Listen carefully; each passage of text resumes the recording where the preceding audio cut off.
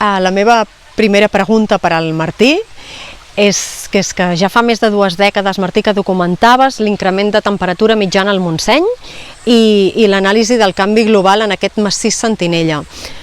De fet, això va ser l'avantsala d'uns canvis que no han deixat d'accelerar-se.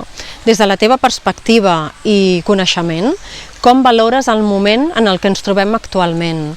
I sense haver de deixar aquest optimisme que ens ha de permetre afrontar el repte que tenim per davant, creus que hem assolit un moment crucial, un moment potser de no retorn, en el qual si com a societat no adoptem un canvi urgent i les mesures necessàries, serà difícil revertir les conseqüències del canvi global i especialment les conseqüències del canvi climàtic? Com ho veieu? La segona pregunta està relacionada amb la primera i és quin abast consideres que poden tenir aquests efectes?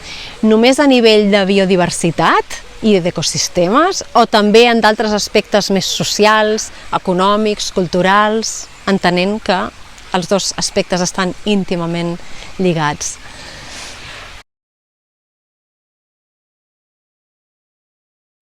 I la tercera pregunta, com creus, des de la teva perspectiva, que podem contribuir com a societat en aquest canvi cap a la sostenibilitat, la tan mencionada sostenibilitat, o quines mesures creus que seria indispensable adoptar?